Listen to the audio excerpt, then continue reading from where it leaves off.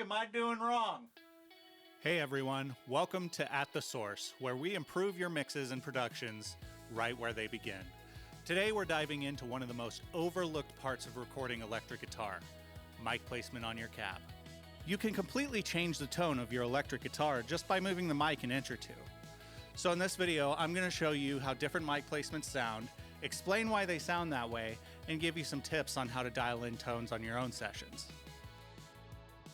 Now, before we get into mic placements, did you know that your guitar amp or cab has a better speaker? Each individual speaker has its own tonality and frequency response. Depending on what you're going for, you most likely have a speaker that sounds better than the rest. Now, let's dive into the test. For this demo, I'm using an SM57 going straight into my interface with no EQ or compression, just raw signal straight from the cab. The amp is an orange 8030 running into an early 2000s slanted Mesa cab loaded with vintage 30s. For this test, we want to start with a basic placement right on the center of the cone. This is our baseline. Mic pointed directly at the dust cap, close to the grill cloth. You'll usually get a very bright, focused tone with lots of presence. Now, let's check out how all these speakers sound.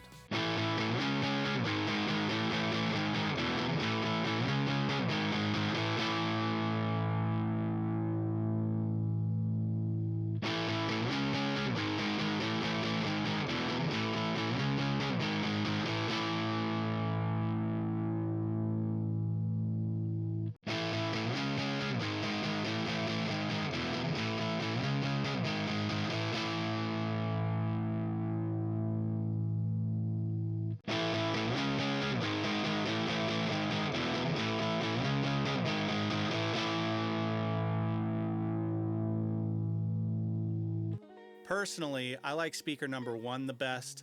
It has more mid-range than the rest. The bottom two especially have kind of a scooped, muddy sound to them. So now that we've picked a speaker, let's move on to some mic placements that you should be experimenting with. Now, I've moved the mic halfway between the dust cap and the edge of the speaker.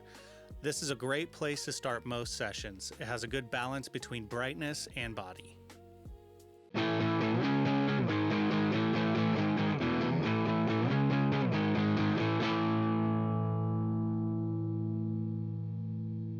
In addition to this placement, if you like the bit of warmth that you get with this, but want a little bit more bite, you can always tilt the mic slightly towards the center to add more brightness to your tone.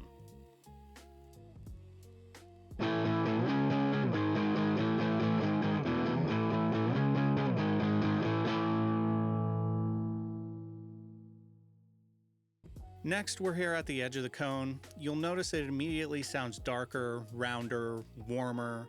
This placement works great if the amp is naturally bright or if you want a smoother, more vintage tone.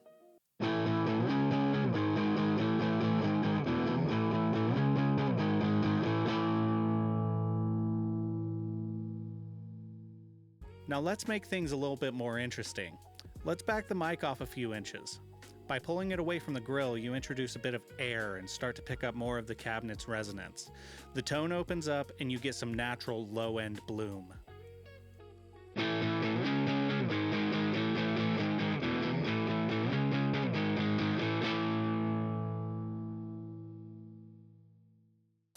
So, what's happening here? Well, it's all about off-axis response and proximity effect. Move closer to the center, you're catching the most direct high frequencies. When you move outward, you pick up more from the cone's outer area where the movement is slower. That's why it sounds darker. When you move the mic back, you get a more balanced image, but you also introduce reflections from the room. If you're trying to dial in your tone, take the time to move the mic around and listen. Don't just set it once and hit record. An inch or two could make a bigger difference than any plugin. If you found this video helpful, please consider subscribing. It helps the page out, and I have a lot more content coming up in the series. Till next time, thanks for hanging out at Sekret Studios. See you in the next session.